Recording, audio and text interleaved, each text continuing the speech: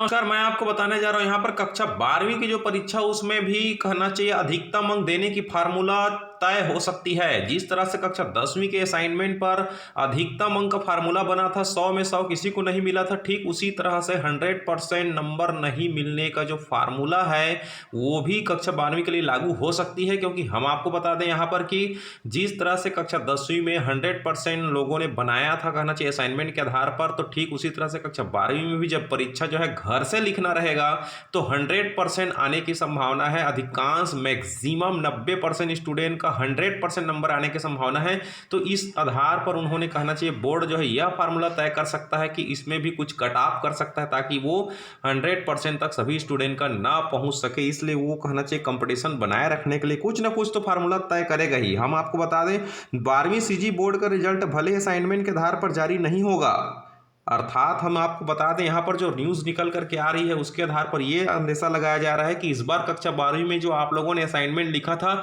उसका नंबर मिलेगा या नहीं, अभी तक सस्पेंस बना हुआ है। तो यहाँ पर छात्र इस बार केंद्र में परीक्षा बैठकर एग्जाम तो नहीं देंगे, घर से वे पेपर लिखकर जमा करेंगे। इस फार्मूले से एग्जाम होने की वजह से न सिर्फ पास होने वाले छात्रों की संख्या बढ़ेगी बल्कि बड़ी संख्या में छात्र छात्राएं जो है 90% से अधिक नंबर प्राप्त करेंगे। इसलिए 10वीं की तरह ही 12वीं में भी अधिकतम नंबर का फार्मूला लागू हो सकता है। यहाँ पर आपको बता दें माध्यमिक शिक्षा मंडल के अफसरों का कहना है कि 12वीं में मूल्यांकन और रिजल्ट के लिए क्या फार्मूला होगा यह अभी तय नहीं है। इस संबंध में जल्द निर्णय लिया जाएगा। इससे पहले कोरोना बोर्ड की परीक्षा नहीं हुई, कोरोना संक्रमण की वजह से इस बार 10वीं सीजी बोर्ड की परीक्षा नहीं हुई थी। तो यहां पर क्या हुआ था, असाइनमेंट के आधार पर नतीजे जारी किए गए थे। माध्यमिक शिक्षा मंडल के अफसरों को यह अंदेशा था कि असाइनमेंट के आधार पर नतीजे जारी होने से बड़ी संख्या में छात्र 100 में 100 नंबर प्राप्त कर सकते हैं। इसलिए प्रत्येक विषय में 3 नंबर कम दिए गए थे। हर विषय में 97% नंबर ही मान्य किए गए। इस तरह से बोनस नंबर को छोड़कर 600 नंबर में से एक छात्र अधिकतम 582 नंबर ही प्राप्त कर सकता था। तो 12वीं में भी कुछ ऐसा ही फार्मूला लागू हो सकता है। इस पर सस्पेंस बना हुआ है। शिक्षाविदों का कहना है कि छात्र घर से पेपर लिखेंगे, आंसर लिखने के लिए भी छात्रों को ज्यादा समय दिया जा रहा है। इस तरह से कई छात्र 100 में 100 नंबर प्राप्त कर सकते हैं। तो ऐसे में गौरतलब है कि 12वीं बोर्ड में इस बार भी करीब 2.25 लाख छात्र हैं और 100 में 100 नंबर पा सकते हैं। इसलिए फार्मूला बन सकता है। इसके लिए कट ऑफ करने की फार्मूला जो है, रैंकिंग बनाने की फार्मूला जो है इसमें लागू हो सकती है। तो यहां पर कहना चाहिए 12वीं परीक्षा के लिए 1 जून से प्रश्न पत्र वगैरह सब बंटने की स्टार्ट होने वाली है कहना चाहिए यहाँ पर। तो 12वीं सीजी बोर्ड की परीक्षा के लिए 1 जून से 5 जून तक प्रश्न पत्र और आंसर शीट का वितरण किया जाएगा। छात्र संबंधित परीक्षा केंद्र से इसे प्राप्त कर सकेंगे और जिस दिन छात्र आंसर शीट प्राप्त करेंगे उसी दिन से लेकर 5 दिन में जवाब लिखकर केंद्र में जमा कर सकते हैं। जैसे यदि किसी छात्र ने 1 जून को आंसर शीट और प्रश्न पत्र प्राप्त किया है तो उसे 6 जून को इसे जमा करना अनिवार्य है। मतलब उसके पास 5 दिन का समय है। 5 दिन में वो जितने भी सब्जेक्ट हैं उसके 5 या 6 सब्जेक्ट जो भी सब्जेक्ट हैं उन सारे सब्जेक्ट को क्या करेंगे कहना चाहिए 5-6 दिन में बिल्कुल लीक करके वो अंतिम 6 जून तक जमा करना ही है उनको किसी भी हालत में कहना चाहिए। तो हम आपको बता दें यहाँ पर कि 100% नंबर आने की संभावना, इसलिए नया फार्मूला लागू कर सकती है बोर्ड जो है कहना चाहिए। दूसरी बात, आप बढ़िया इत्मीनान से लिखिए, अच्छे से राइटिंग में लिखिए ताकि आपका नंबर जो है कटे मत और अच्छा से अच्छा स्कोरिंग कर सकें। तो यहाँ पर एक नज़ारा और भी देखने को मिल रहा है कि 12वीं की जो परीक्षा है कहना चाहिए वो आपका कहना चाहिए जून 1 जून में तो हो ही जाएगा, लेकिन इसका जो नतीजा है गवर्नमेंट ये चाह रही है कि जब होम एग्जाम हो रही है तो इसका नतीजा जो है जून के लास्ट तक निकाल ही दिया जाए। 12वीं सीजी बोर्ड की परीक्षा जून में होगी और जून में इसके नतीजे भी आने की संभावना है। माध्यमिक शिक्षा मंडल के अफसरों का कहना है कि प्रैक्टिकल और प्रोजेक्ट वर्क के नंबर पहले से ही मिल चुके हैं। इसके अलावा असाइनमेंट के नंबर भी मिल गए हैं मान के चलिए। तो इसी तरह से 12वीं की परीक्षा के लिए 1 से 5 जून तक आंसर शीट और प्रश्न पत्र बांटे जाएंगे।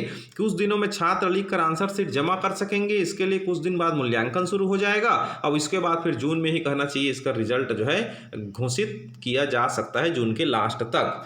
तो यहाँ पर हम आपको बता दें यहाँ पर कि ओपन स्कूल की जो परीक्षा है वो भी जून में ही होने की संभावना है। घर से ही पेपर बनाने का सिस्टम संभव हो सकता है।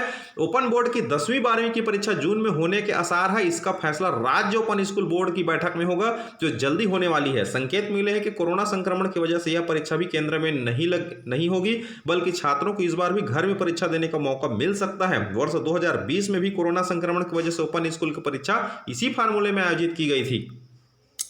तो हम आपको बता दें, माध्यमिक शिक्षा मंडल द्वारा जारी दिशा निर्देश के अनुसार विद्यार्थियों को समस्त विषयवार उत्तर पुस्तिका परीक्षा केंद्रों में जमा होने की जो अंतिम तिथि से 5 दिनों में जिला समन्वय केंद्र में भी जमा करना अनिवार्य है। इसी तरह परीक्षार्थियों की उपस्थिति पत्रक, वितरण पंजी और अन्य परीक्षा लेखा को भी समन्वय संस्था में जमा करना होगा। तो यहाँ पर आप ये निकल कर आ रही नवभारत न्यूज़ के अनुसार, जिन स्कूलों में 12वीं के विद्यार्थियों की संख्या अधिक होगी वहाँ प्रश्न पत्र और उत्तर पुस्तिका वितरण के लिए 1-2 दिन अतिरिक्त समय मिलेगा। प्रत्येक विद्यार्थी को मुख्य उत्तर पुस्तिका के साथ एक पूरक उत्तर पुस्तिका भी दी जाएगी ताकि आवश्यकता पड़ने पर विद्यार्थियों को किसी तरह से कोई दिक्कत ना हो। 12वीं की तर्ज पर ही डीपीएड की परीक्षा भी होगी। कोरोना संक्रमण को देखते हुए छत्तीसगढ़ माध्यमिक शिक्षा मंडल ने 12वीं के विद्यार्थियों को घर पर बैठकर परीक्षा देने की व्यवस्था दी है। परीक्षा के संबंध में मंडल ने परीक्षार्थियों को अलावा सभी केंद्राध्यक्षों को दिशा निर्देश भी जारी कर दिए हैं। विद्यार्थियों को प्रश्न और उत्तर पुस्तिका का वितरण 1 जून से 5 जून तक किया जाएगा। विद्यार्थियों को 5 दिन के भीतर उत्तर लेकर उत्तर पुस्तिकाएं जमा करना अनिवार्य है। उत्तर पुस्तिका जमा करने 6 से 10 जून की तिथि निर्धारित की गई है, अर्थात जो विद्यार्थी 1 जून को उत्तर पुस्तिका लेंगे वे 6 जून को जमा करेंगे। तो यहाँ पर कहना चाहिए नवभारत न्यूज़ और दैनिक भास्कर न्यूज़ की रिपोर्ट हमने आपको दिखाया, जिसमें कहना चाहिए परीक्षा से संबंधित जो भी दिशा निर्देश है वो न्यूज़ में निकल करके आ रही है। और बिल्कुल बच्चे जो है एक्साइटेड है, कहना चाहिए तैयारी में लगे हुए हैं। कहना चाहिए प्रश्न पत्र उत्तर पुस्तिका की बिल्कुल इंतजार है उनको, कहना चाहिए कब उनके हाथ में आए और कब लिखना शुरू करें, क्योंकि इस बार की परीक्षा बहुत मज़ेदार होगी। बच्चे जो है इत्मीनान से घर में फुल टाइम कहना चाहिए 24 घंटे परीक्षा लिख सकते हैं, वो भी ओपन सिस्टम से। कहना चाहिए बिल्कुल बुक आंसर खोल करके बिल्कुल मज़ेदार राइटिंग में लिखेंगे। तो सारे स्टूडेंट्स रिक्वेस्ट है कि बिल्कुल अच्छे से बनाइए आप लोग। लेकिन समस्या ये है कि ये जो परसेंट बनेगा आप लोग का 100 में किसी का 97 आएगा, किसी का 98 आएगा, किसी का 96 आएगा। लेकिन आगामी भविष्य में जो भी जॉब की वैकेंसी निकलेगी उसमें गवर्नमेंट जो है इस स्थिति को ध्यान में जरूर रखिएगा और वहाँ पर वो कंपटीशन एग्जाम कंडक्ट जरूर कराएगा, उसके बाद ही सिलेक्शन करेगा। इसलिए आप बिल्कुल पढ़ाई पर ज़्यादा विशेष ध्यान दीजिए।